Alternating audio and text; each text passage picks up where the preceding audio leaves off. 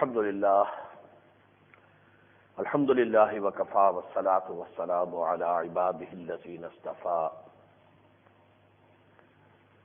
خصوصا على أفضلهم وخاتم النبيين محمد الأمين وعلى آله وصحبه أجمعين.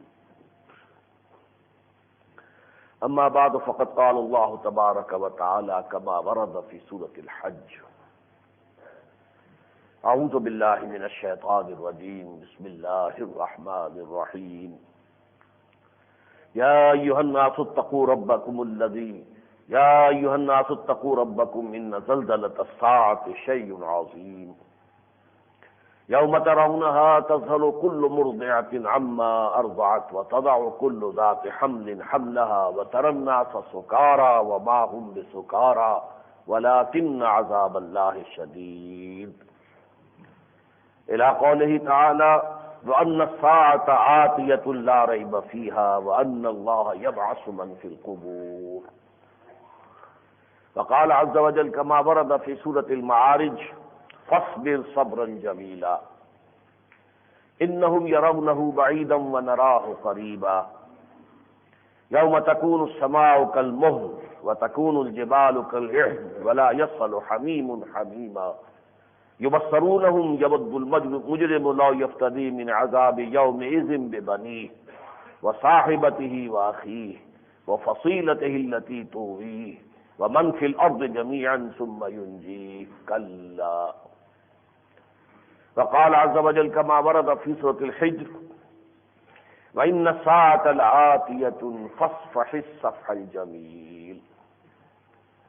وقال تبارك وتعالى كما ورد في سورة الأنبياء: ولقد كتبنا في الزبور من بعد الذكر أن الأرض يرثها عبادي الصالحون إن في هذا لبلاغا لقوم عابدين وما أرسلناك إلا رحمة للعالمين. وقال جل وعلا كما ورد في نفس السورة: حتى إذا فتحت يأجوج وماجوج وهم من كل حدب ينسلون. صدق الله العظيم. رب اشرح لي صدري ويسر لي أمري واحلل عقدة من لساني يفقهوا قولي. اللهم ربنا ألهمنا رشدنا وأعذنا من شرور أنفسنا. اللهم أرنا الحق حقا وارزقنا اتباعه وأرنا الباطل باطلا وارزقنا اجتنابه. اللهم وفقنا لما تحب وترضى، آمین یا رب العالمین. حضرات، آپ کو یاد ہوگا پچھلے جمعے کو تو جمعے میں حاضری یہاں نہیں ہوئی تھی، عید الاضحیٰ کا دن تھا. جو بھی مختصر خطبہ تھا وہ نماز عید الاضحیٰ کے ساتھ میں نے کیا تھا. اس سے پہلے 3 جمعوں میں متواتر ایک ہی مضمون چل رہا تھا: 25 فروری، پھر 3 مارچ، پھر 10 مارچ. وہ مضمون کیا تھا کہ سابقہ اور موجودہ مسلمان امتوں کا پس منظر تاریخی کیا ہے، ان میں مشابہتیں کیا ہیں. موجودہ مسلمان امت محمد صلی اللہ علیہ وسلم، سابقہ مسلمان امت بنی اسرائیل یہود. پھر یہ کہ ان کی تاریخ میں کس قدر ایک دوسرے کے ساتھ مشابہت رہی ہے، جس کے لیے حضور نے تشبیہ اختیار کی کہ لَيَأْتِيَنَّ عَلَىٰ أُمَّتِي مَا أَتَىٰ عَلَىٰ بَنِي إِسْرَائِيلَ حَزْوَ النَّعْلِ بِالنَّعْلِ. اصل بات کیا تھی کہ اب مستقبل قریب میں، مستقبل لیکن وہ زیادہ دور نہیں، قریب میں ان دونوں امتوں کے مابین ایک بہت خوفناک اور خونریز تصادم ہونے والا ہے، جس کے نتیجے میں یہود پر تو اللہ کا آخری عذاب آئے گا، عذاب استیصال، یعنی ان کا خاتمہ ہو جائے گا. جیسے کہ اس سے پہلے جن قوموں نے اپنے رسولوں کی دعوت کو بحیثیت مجموعی رد کیا، وہ صفحہ ہستی سے نیست و نابود کر دی گئی.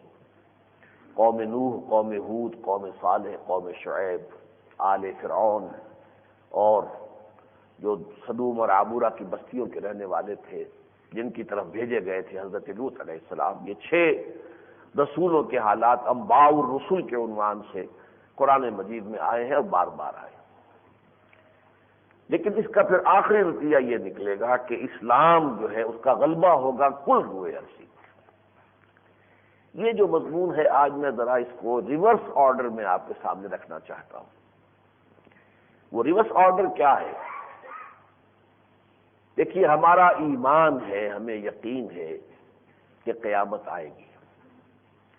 ہماری ایمانیات میں سے اہم ترین نکات جو ہے ان میں سے ایک نقطہ یہ بھی ہے، ایک قیامت، اور قیامت کا لفظ ہمارے ہاں استعمال ہوتا ہے اصل میں الساعہ کے لیے، اردو میں یہ لفظ اس معنی میں آ گیا ہے۔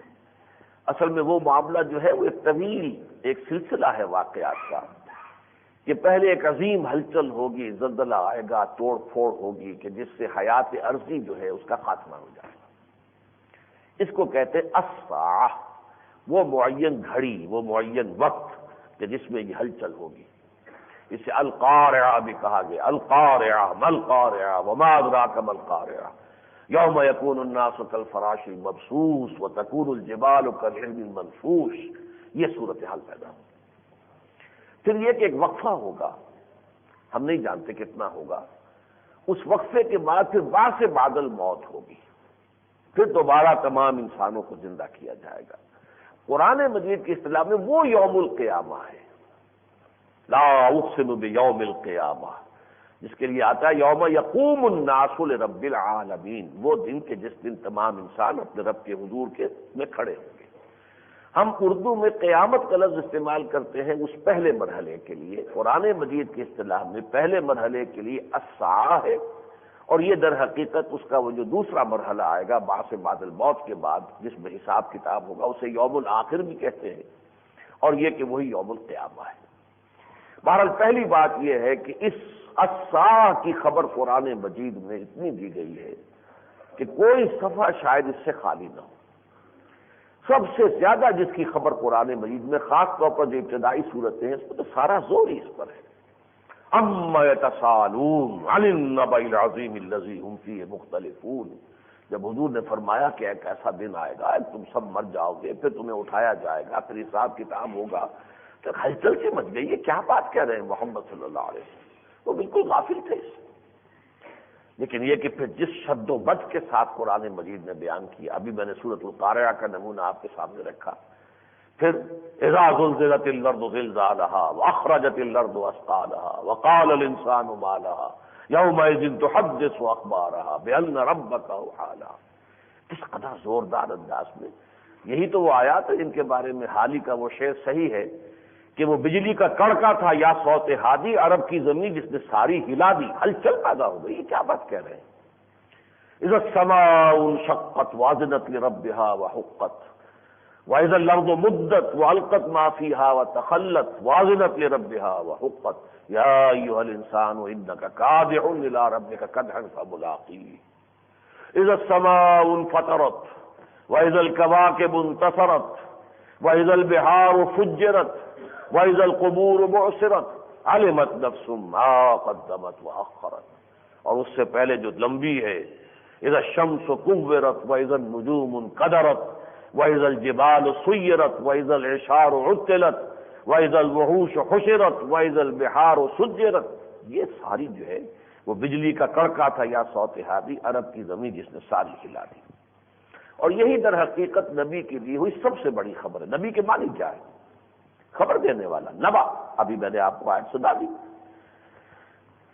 اما یتساءلون عن النبأ العظیم الذی هم فیہ مختلفون، یہ کس چیز کے بارے میں چیمے گوئی شروع ہو گئی ہے؟ لوگ ایک دوسرے سے کہہ رہے ہیں، یہ کیا بات کہہ رہے ہیں محمد صلی اللہ علیہ وسلم؟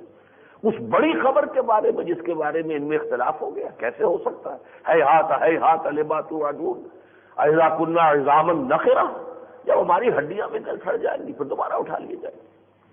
لیکن یہ اچھی طرح جان لیجئے کہ یہ ہے وہ شے قرآن مجید کا ہر پڑھنے والا جانتا ہے کہ سب سے زیادہ قرآن میں جس چیز پر زور ہے وہ یہ ہے، تو یہ شدنی امر ہے، ہو کر رہے گا۔ اور اس کے بارے میں البتہ ایک دور ہمارے فزیکل سائنسز پر، فزکس کا خاص طور پر آیا ہے کہ جس میں اس کی ایک نفی سی ہو رہی تھی۔ یہ جو ایرا کہلاتا ہے فزکس میں نیوٹنز ایرا، نیوٹونین فزکس، اس میں مادے کے بارے میں کہا گیا میٹر از انڈسٹرکٹیبل، میٹر ختم ہی نہیں ہو سکتا، تو کیسے قیامت آئے گی؟ شکل بدل سکتا ہے، کوئی ایک صورت دوسری صورت تیسری صورت شکل بدلے گا، لیکن یہ کہ یہ دنیا چلتی رہے۔ عام طور پر یہ مادہ پرستانہ ذہن نے قیامت کا انکار کیا کہ یہ تو چلنے والی شے ہے، چلی آ رہی ہے اور چلتی رہے گی، اس کا کوئی خاتمہ نہیں۔ لیکن اب یہ ہے کہ یہ جو آئنسٹائن ایرا کہلاتا ہے فزکس میں، جس کا آغاز ہوا اب سے تقریباً یوں سمجھیے کہ 60-70 سال پہلے، اگرچہ ابھی تک وہ چونکہ بہت اونچا جو ہے سائنس کا ایک بہت اسپیشلائز سبجیکٹ ہے، بہت کم لوگوں کو اس کا ابھی کوئی یعنی صحیح ان کے ذہن میں کوئی تصور موجود ہے، لیکن اس کے بعد اب ہمیں یہ کہا جا رہا ہے کہ واقعتاً اس کائنات کا ایک خاتمہ تو اب سمجھ میں آ رہا ہے، لیکن اس کے لیے تعبیریں کیا ہیں؟ سورج رفتہ رفتہ ٹھنڈا ہو رہا ہے، جب ٹھنڈا ہو جائے گا تو پھر جو کچھ ہوگا وہ آپ کو معلوم ہے کہ پھر یہ ساری حیات جو ہے عرضی ہے تو در حقیقت سورج کی اس انرجی کا ہی ظہور ہے، ختم ہو جائے گی۔ یا جیسے یہ جو تھیوریز آف ایکسپینڈنگ یونیورس ہے کہ جیسے پھل جھڑی ہوتی ہے، یہ کائنات ایسے پھیل رہی ہے، ایک جس کو کہ فنر جیسا ہوتا ہے، یہ چل رہی ہے، پھیلتی بھی جا رہی ہے اور چکر بھی کھا رہی ہے، گیلیکسیز پیدا ہو رہی ہے، نئی سے نئی پیدا ہو رہی ہے۔ آپ پڑھ لیتے ہیں، خبروں آتی ہیں، آپ ایک اور نئی ڈسکوری ہو گئی ہے، نئی گیلیکسی وجود میں آ گئی۔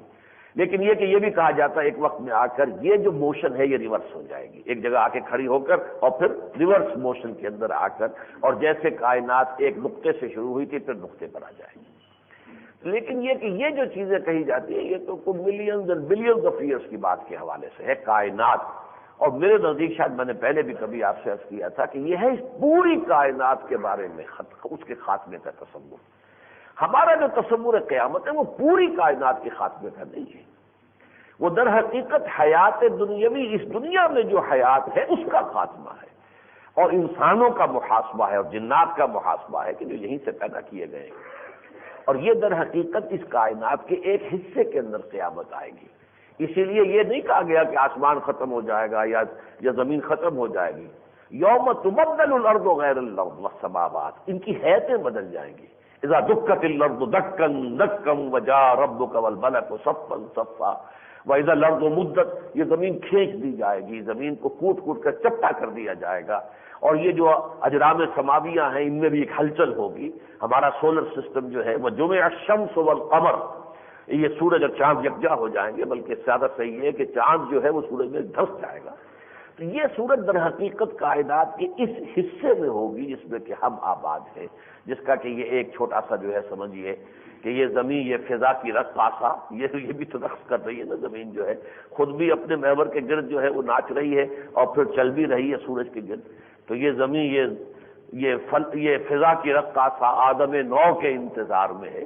ابھی یہ زمین جو ہے انتظار کر رہی ہے۔ احمد ندوی قاسمی صاحب نے شعر بہت میں سمجھتا ہوں شاید 40-50 سال پہلے کہا تھا، آدم نو، انسان ایک نیا انسان آئے گا اور وہ اس زمین کو آباد کرے گا۔